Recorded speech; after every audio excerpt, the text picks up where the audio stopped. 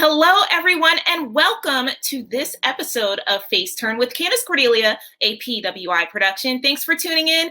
I'm your host, Candace Cordelia, and today I'm so excited to have this guest on my show today, and we have a little bit of history. I've interviewed him last year. It was not for PWI, so I'm extra excited to introduce him to you today for your PWI audience. Zack Clayton, as you have most likely seen him really doing a lot of big things with All Elite Wrestling. And if you're not familiar with what he's done in the company about 2 years ago when the pandemic first kicked off, well, you're in for a treat because we're going to hear more from him today, talking about what he's been up to in the ring and outside of it. So please give us a hearty welcome to the one and only Zack Clayton. How's it going, Zack? Candace, excellent introduction. Thank you very much for that. You're welcome. You're welcome. I'm excited to be here with you. It's been a long time, and this time for PWI, so this should be really good. Yes, I'm excited. Thanks for tuning in and dropping in. And, the interview I had with you last year, obviously, was not for PWI, as I stated. And you were really, getting your feet wet with All Elite Wrestling specifically. But now, a year later, more fans are taking notice of what you're doing with that promotion specifically. And I mean, in the past month, I want to say we're in September, in the past month, you've been racking up wins. You've been in the ring with a lot of equally impressive wrestlers. You were in contention for the FTW title, which was really awesome. So talk to us first about the vibe for you, looking back even just a year later to now, how it's been for you in your professional wrestling career. Yeah, it's been great. I mean, I've been on the road full time with AEW for almost 2 months now, so it's been very busy, but I've had really great opportunities within that short time frame. So I'm really happy about that. Coming up this Wednesday is actually the big show in Arthur Ashe, so Grand Slam, which is going to be a great show. And we're expecting a lot of people at that one. So it's been awesome. It's been super fun. Obviously, this is the goal, right? To be traveling, to be on the road, and to be in the ring and doing what I do. So it's been great. And it's really lovely seeing this all pan out for you and working out. And you stated, this week, Grand Slam, once this interview is released, Grand Slam will have already happened. But it's a huge show. It's the second time that AEW is in Queens, New York for this event. So what are your feelings about the trajectory of All Elite Wrestling in general, how things have progressed in alignment with your career? Because it's a really interesting parallel that I'm noticing, your career progressing as well as the progression of All Elite. So what are your thoughts about that? So I have a different perspective on that because a lot of people don't realize I've been working with AEW since June of 2020. So really, I've seen pretty much everything that's gone on inside the company for the most part. I mean, the company started in October of 19, I believe, right? That was the official first TV. So I was there pretty much almost since the start. Even though I wasn't full time, I knew a lot that was going on and things like that. So to see the evolution of the company and to where we're at now, it's great. I mean, you've seen, I'm sure, consistently, it's been over 1 million views on live TV for the last several weeks. So the audience is growing now. Pay-per-view numbers are great. Live attendance is great. So we're really on the upward trend here with the company, which is fantastic. And then myself, parallel to that, I'm finally there full time and doing my thing, which is fantastic for me as well. So. Absolutely. I apologize for that. You're fine. You're good. These things happen. Yeah. Exactly right. We're living in a virtual world now, even more so than ever. But you're absolutely right. And I'm glad that you stated that you have been with this company for much longer than perhaps other fans just didn't realize. Also having said that, and the progression, you've talked recently about mainstream, helping the company grow mainstream. And if there's anyone to really do that, I would think it would be you, because you yourself are a mainstream personality. We know you not just from your wrestling career, but also with Jersey Shore Family Vacation. So in light of that, in a perfect world, what would you like to see happen in terms of All Elite really doing more in the mainstream? And how would you really help them get to that other level of mainstream success?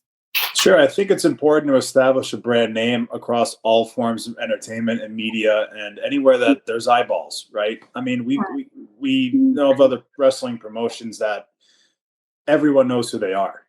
If we use WWE for an example, they're everywhere. They're all over the place. They have cross promotion with their talent on other TV shows, on other networks, at other award shows, at other platforms, doing different things all over the place.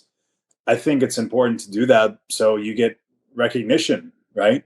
From those other people that might not know what wrestling is or what it's about or how it works, which a lot of people don't. Mhm. A ton of people don't. I'm still, even with the people I speak to on a daily basis, it's kind of like, yeah, there's just different workings with wrestling. It's Mhm. different. It's a different form of entertainment, though it has a lot of the same characteristics of any other entertainment. It's done differently, as you know, too, right? It's hard to explain that to people that aren't in the business and that don't get it. So the more that we can help share and expand that knowledge of just what wrestling even is to the outside world, if you will, Mhm. would really help the company. And obviously, that's something I can do because I have those eyeballs, I have that attention elsewhere. And really, right now, we're not seeing that from anyone else. And I'd like to help bridge that gap between wrestling and the other forms of entertainment and the outside world. Mhm, mhm. And MTV has a relationship with wrestling. Long-standing wrestling fans will remember the different types of programming and the synergy that both MTV and wrestling overall have had. Would that be something that you would want to see just overall, whether it's with Jersey Shore synergy in that respect, or just overall something happening with MTV and All Elite? Just overall, I mean, so we've crossed that bridge before. We've integrated AEW and MTV several times. It might have been two or three times so far where we've put one of my matches across on MTV and AEW and Tony Khan. He's a big fan of that. He loves that. He understands that, which is good because you need the leader to be understanding of those ideas and concepts, right? So Mhm. um, I've pitched those ideas to him, and he's open to them again in the future and to continue to do business in that way. He loves that attention. He loves that idea. First of all, to be able to have open conversations like that with the boss himself, right? That's a big deal. And that's a great step forward to where we need to get to. 1000%. And we started talking a little bit, or rather, I alluded to you being busy. You are a busy person, both inside the ring and outside the ring.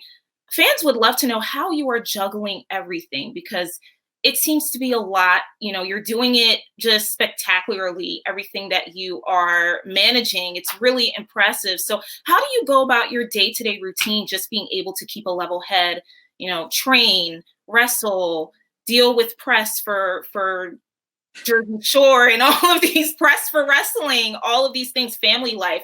How is that for you? So you, I take it day by day. I can speak to it how I'm able to do it. Mhm. Everyone has their own way of doing things. Everyone's busy with things, right? So we all have our own way of how we deal with it. But for me, it's day by day, and I have a tentative schedule month by month, and I look at it and I say, okay, I mean, this is when I'm home. This is when I'm not home, which is a lot more often now. So then you work backwards from there. For me, I kind of say, what do I need to accomplish when I am home? And then I work backwards from there. But to fit in all the other little things that might pop up, you just do it. There's Mhm. no other way, right? You either do it or you don't. And if it's important, you're going to get it done. So I was at a wedding this weekend, and I had that question about 200 times. Like, what are you even doing on an everyday basis? I don't know. I'm doing what I have to do on those days. So if we're filming, then we're filming. If I'm wrestling, I'm wrestling. If I'm traveling, I'm traveling, and that's just what I'm doing. If I can work in other things in there, then great. If I can't, then great. I'll do it the next day. So taking it day by day is that's what works for me, because then the kids are in sports now. So Grayson's in soccer, Milani has cheer, they have school, we have travel, we have work, we have other things, and you just do it. Yeah, yeah. You make it sound so easy, but I get it. I feel you. It's a philosophy, and you're right. I agree. If as long as you put your mind to it, you get it done. If you want to get it done, it'll happen. You talk about Grayson and Milani. What are they thinking about your when they see you in the ring? What are they screaming? Are they like, "Oh my gosh, I hope." Like, what's the reaction that they give you?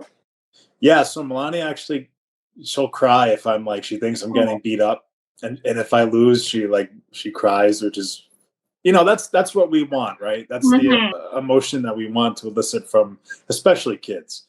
Grayson loves it. He's like me when I was his age. I mean, he's like, he'll tell me to like get in there and kick his butt, and like he'll jump up and down, and he loves it. He loves watching. We watch it at home every mhm, night whenever it's on TV, mhm, and I'm here with them. Like he just wants to watch wrestling, which is awesome because that's how I was as a kid, and mhm. that's kind of our little bond that we have. It's like, hey, wrestling's on tonight. You want to go watch, and then we go to. That's how he goes to sleep. So Wow. he loves it. But he loves sports. He loves activity. He loves like camaraderie of sports. So he's able to identify that in wrestling, and he's been backstage a couple times. So like Mhm, when he comes backstage, which is great because I get to see through his eyes. He's like looking at these people that he sees on TV that he thinks are mhm, larger than life, and mhm, he thinks it's awesome, and they have so much fun. So it's great. I love having them with me. So like when we do the Jersey shows, mhm. if they can come to the shows at all, I love that because they're there. They get to watch me and see it in person, which they love too. So Wow, that's so lovely. I mean, besides yourself, is there any other wrestler that Grayson is just as soon as he sees that person, he's like, I have to say hi, I have to talk to them. yeah, there is. It's John Cena. Oh, But he's never met him. I haven't either. But yeah. they TikTok now and YouTube and things like that. Mhm. These people just pop up, right? And then Right. all of a sudden he knows everything about them, right? Mhm. So he's obsessed with John Cena. So it's amazing that even with his absence in wrestling for so long, he's still able to hold these kids, and they're, the larger than life superhero of John Cena. It's still fully in effect, even though he's not wrestling right now. So Wow. Oh, that's who yeah. isn't obsessed with John Cena at this point? I I'm know, with it's you, crazy. Grayson.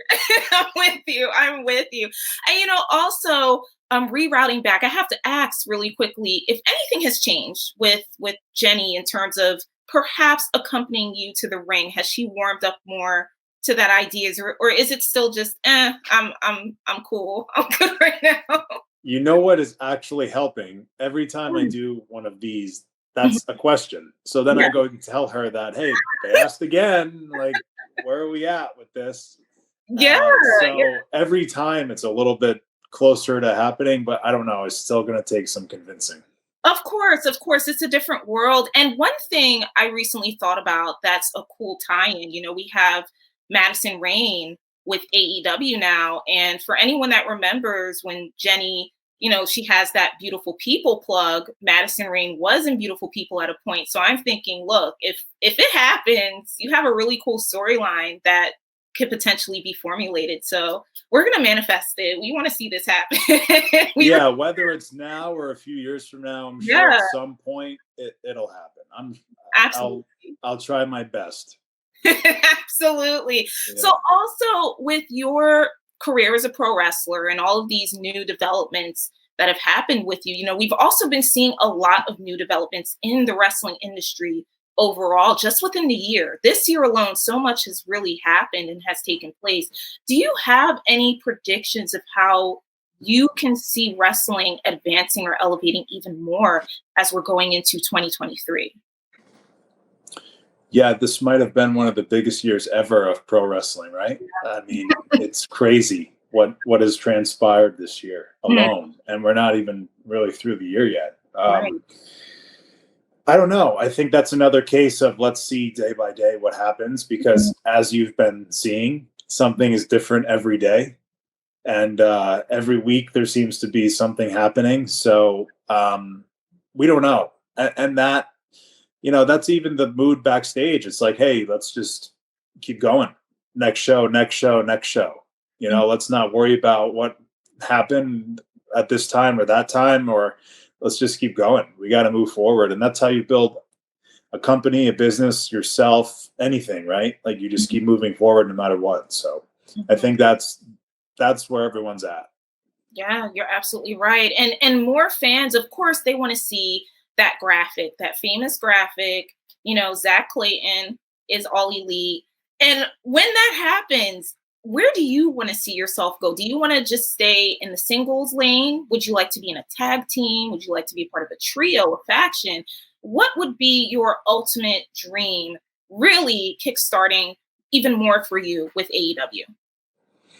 Right. Well, I believe I'm very valuable as an asset to Hmm. stand alone because, I feel like I have a lot more to bring to the table in that way right now specifically. But the big thing now is there are a lot of factions in AEW. Hmm. The Trios Championships obviously is a big focus in AEW. So we'll see where that goes. But I'm really good and confident and believe my best asset right now is to be by myself and help build people, help make people, and just, again, keep on doing the best we possibly can. So, Yes, yes. And I'm pretty certain the Forbidden Door is going to continue to stay open and we'll have another Forbidden Door event. If you were a part of the second wave of Forbidden Door in that pay-per-view, who would you like to go up against?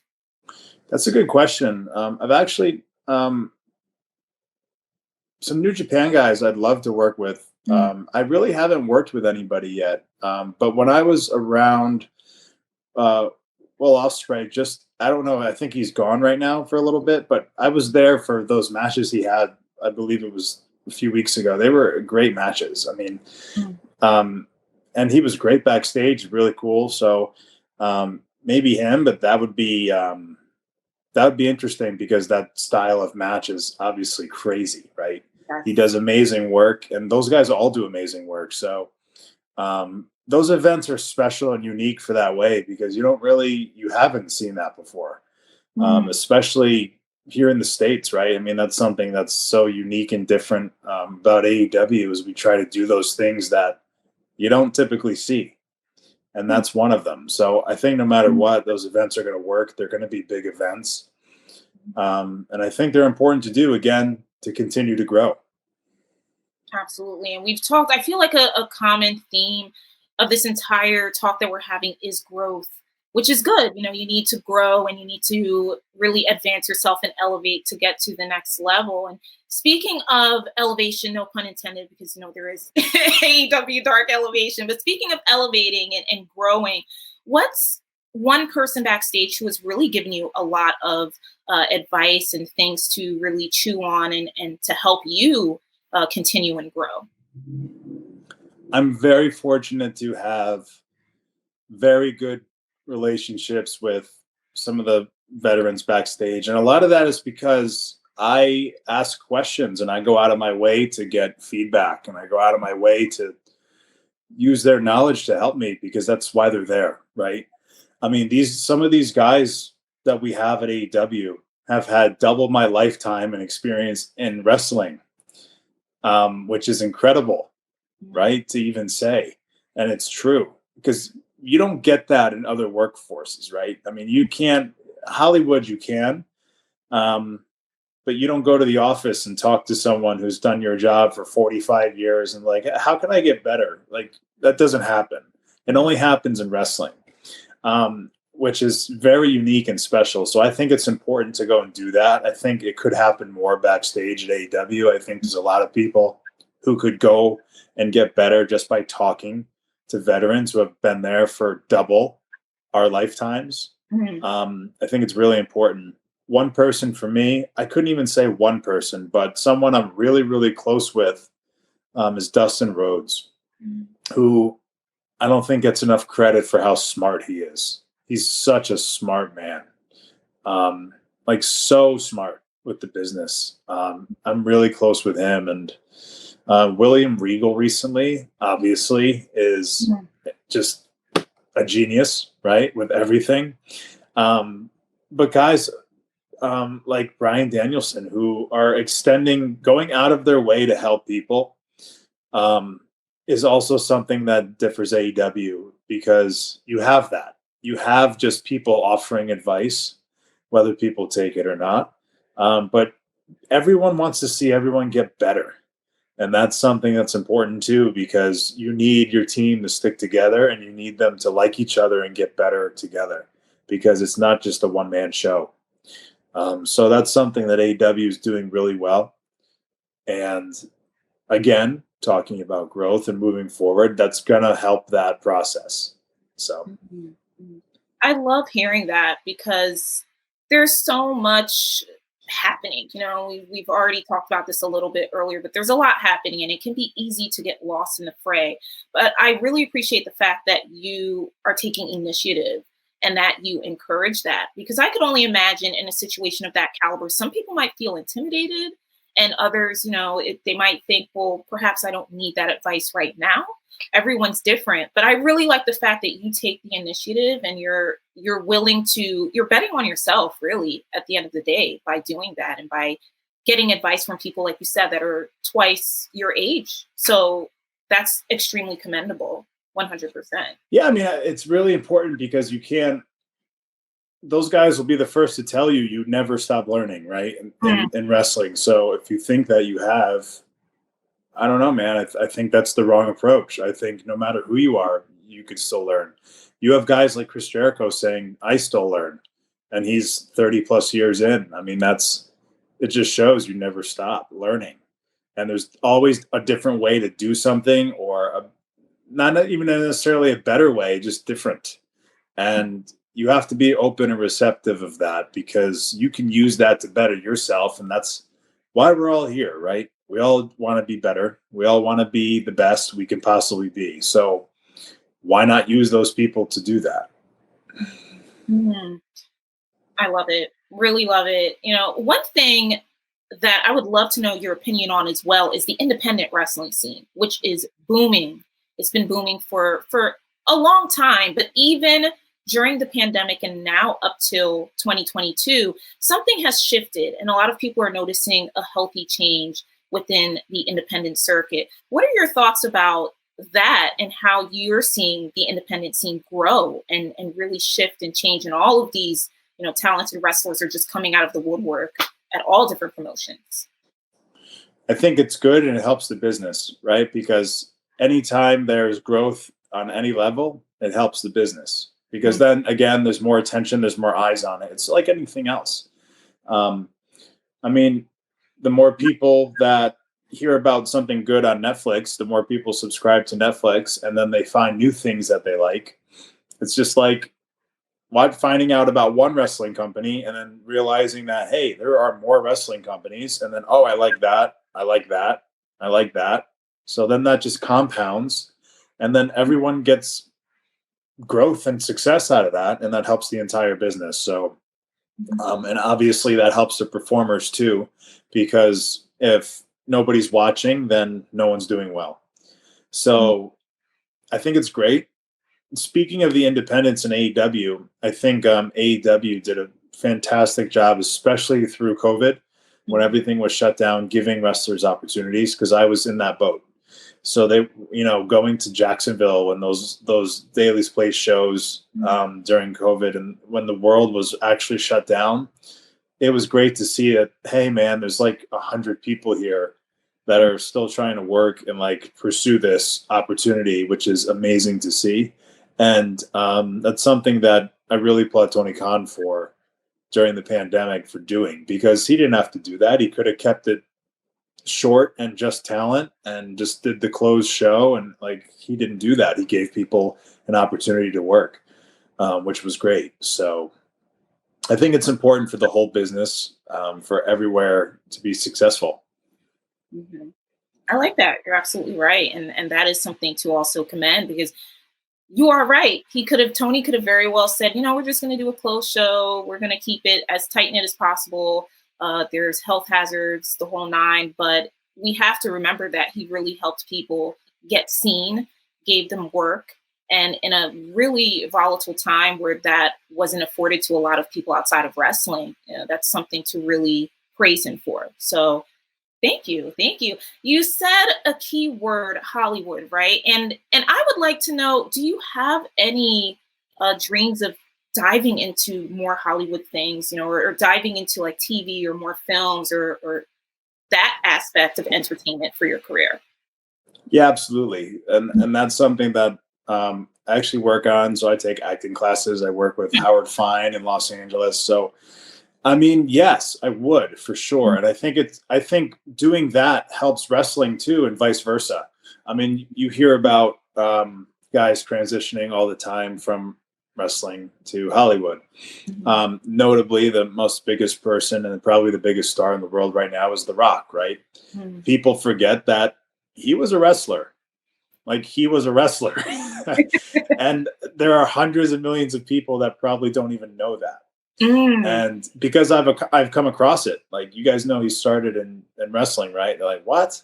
Wow. So, but because of wrestling, it helped him transition to the Hollywood stage. Mhm. Because what we do is very much that it's physical theater, it's acting, it's playing characters, it's all of those things that we do on a TV show or in a movie set. So, Mhm. yeah, it's something I'm very interested in. The opportunities are there. Um, and yeah, I would definitely take them for sure. And Howard Fine is one of the top coaches in acting. So you're in extremely good hands. Very good hands. Yeah. So he's actually worked with The Rock Mm. back in the day. He's worked with a few guys. So it's really good that he has the understanding of the wrestling business too, because that's important, right? Absolutely. Yeah. Yeah. So I would assume that it's helping you with your promos for wrestling as well. When you're doing monologue works, you can transpose what you're learning with Howard with monologues and scenes to your promo work. Yeah, exactly. Mm. You know, everything, the facials, the Mm. camera presence, and everything. It all relates back to not basics, but fundamentals, right? Mm. And those fundamentals are used no matter where you are in front of what camera. It's kind of all the same. So Yeah. Yeah. So what's your dream role if you could pick one, whether and dream genre, whether it's action, comedy, horror, etc. yeah, definitely action, which is funny Mm. because Jenni is loves horror, Me. loves it. Yes. You Yeah. you do too? My favorite. It always has been my favorite genre. No one understands. When I was a little kid, people would say, "Why do you like horror? What is wrong with you?" So it's always. I relate, Jenni. I relate. Yeah, so I hate it. So it's Really? so funny because so I have to now I watch some, you know, for Jenni to support. Mhm. Sometimes she'll put on one of these movies and I'm just sitting there and I'm like, ugh. But I watch it and I do it. Um, but my genre would be action. That's where because Mm. that's what I am, right? That's what I do. I do action, Yeah. physical stuff. So, and I loved Arnold Schwarzenegger growing up. So I mean, he was the best. He was Superman to me. I didn't get into the comic book stuff.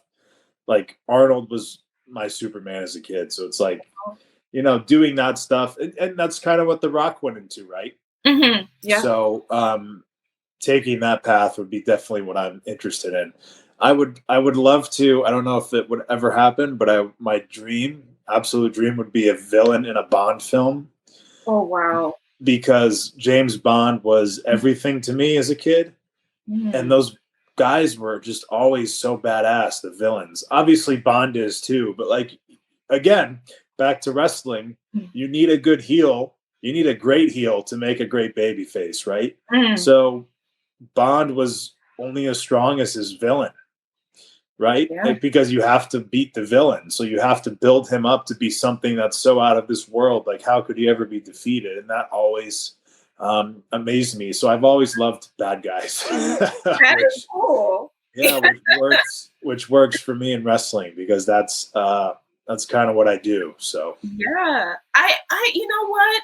That's very intriguing because I've read interviews coming from actors where they're asked, would you rather play, or is it fun to play a bad guy versus a good guy? And a lot of actors will say, it's awesome playing a villain. There's a lot to chew on and it's very meaty taking on those villain roles. And it's also funny because a lot of villains are played by people, and I've heard when you meet them in person, they're the nicest person, right? And you're just like, how could you play a villain? You're so No, nice. exactly. And you know what it is in wrestling? Because again, Mhm. like, so I have these conversations with Jenni about Mhm. bad guy, good guys on TV shows, and it's all just fundamentals of wrestling, which is Mm. why it's so easy to understand for me. When you're a bad guy, you just said it. You have more to chew on. You can get away with more.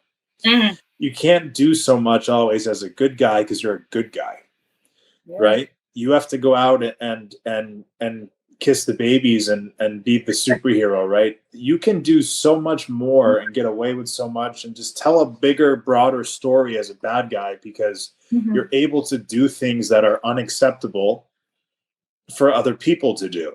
Well, you can do them as a bad guy, and it just gives the good guy more to come back. It gives you more heat, right? More of a Mhm. reason for the good guy to go kick your ass. So, I mean, that's Right. what it's all about. So true. Who wouldn't want to play a bad guy? I know I would. That's a dream. I feel you on that. I really feel Yeah. you. Yeah, And if you do it right, you make the good guy's job easier exactly. because then he doesn't have to do as much and you're Mhm. already hated. So no matter he doesn't have to do as much to get other people to like him because you're such a hated person Mm. that they just want to see you get your ass kicked. So This is true. And we see it in wrestling a lot, especially in AEW. You love to hate the bad guy. So, yeah, yeah. Now I'm curious to know what's the latest horror movie that you reluctantly watched that you were just like, I'm here, I'm just going to watch it. oh man, I don't know because recently we've been doing the House of Dragon and Lord of the Rings, right? Yes. So Yes. so which is a genre again I was not I didn't watch by myself. And then Mm, Jenni was such a big Game of Thrones fan. She's mm, like, "Hey, we're watching this." And then it's really good. It's awesome. It's cool. I love that time mm. period of I think I would have done pretty well in that time period with just eliminating people I didn't like, which Right? Yeah. you know. So like I can relate to that. But so that's what we've been doing recently. Yes, I am a huge House of the Dragon fan and Game of Thrones, and also I relate to that as well. I growing up, I wasn't super big in the medieval genre, and I don't know what it is. I think the older we get, and there's something about it. You just see how relatable, not relatable, and we're not living in medieval times, obviously, but you can relate to the characters in a very profound way, and especially me speaking as a woman and watching this show, there's a lot that I'm personally like, wow, it's a history lesson for me, at least, seeing what people went through during that time that we just couldn't, some things we couldn't fathom today, especially with dragons flying around and all of these things. So yeah. Exactly, and you said it's tangible for you even now, and that's the good writing, right? So like Yes. again, that is wrestling, right? If you can relate to the viewer now, no matter what year you're in, Mhm. no matter what demo you're after, no matter what age group, if you can relate to that person, that's what captivates the person, and that's what makes them watch week after week after week, and that's the goal. So that's what these shows do. That's what movies do. That's what wrestling does. We can literally just end it right there. I think you summed up everything so nicely, Zach. That was profound. But actually, backtrack. One other thing I do want to ask about, which I think is very important and is woven into wrestling, Culture City. We have to talk a little bit about that as well. It's something that you and Jenni and your kids are so immersed in, and it's very important to you and very important to the wrestling community as well. So, what's been happening lately with Culture City, and what can we expect to see from the organization going forward? Thanks for bringing that up and wanting to talk about it and make it a point. Culture City is something that's so important to us for Grayson, but also for everyone else. I Mm. mean, to be able to take Grayson's story and compound it to thousands and thousands of those same stories means a lot to us.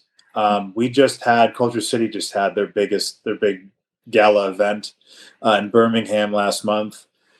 We had a ton of people there. We raised close to $2 million almost in one night for our mission, our cause. AEW was there. Tony Khan was there. He was the title sponsor for the event, so it's very close to him too, and to make it a big point for AEW, which is great because obviously that's something that I am strongly behind, and it's so great to see that the place that I work also it's very important to them too. So that's another thing with AEW. I mean, we need kind of a face for that correlation, and I told Tony, I believe, that I'm perfect for that position. Yes. Once again, betting on yourself, Zack. We love to see it. We love the confidence, the hard work, the determination, and the drive. And we love the fact that you were able to take time out of your schedule to talk about Kulture City, talk about your career, talk about horror and drama and all of it. So thank you. We really appreciate you here at PWI. Thank you so much, Candace. It's always great catching up with you, and let's do this again soon. Yes, please. Thank you so much, Zack, and congratulations and good luck for everything that is up and coming. Thanks once again. And thank you all for watching this episode of Face Turn with Candace Cordelia. You heard it from Zack Clayton. There's a lot of very fascinating things in store for you, particularly with All Elite Wrestling. So please be sure to watch all of the shows. Wednesday, you have AEW Dynamite. Friday, you have AEW Rampage, and you also have Dark and Dark Elevation on Mondays and Tuesdays. You can follow Zack Clayton on Instagram and Twitter. We will put that information in the description box. And also check out everything that's happening with All Elite Wrestling if you haven't so far. And don't forget, last but not least, please click like and subscribe on this video and others that we have on our YouTube channel. Thanks for tuning in. And until next time, we'll see you soon.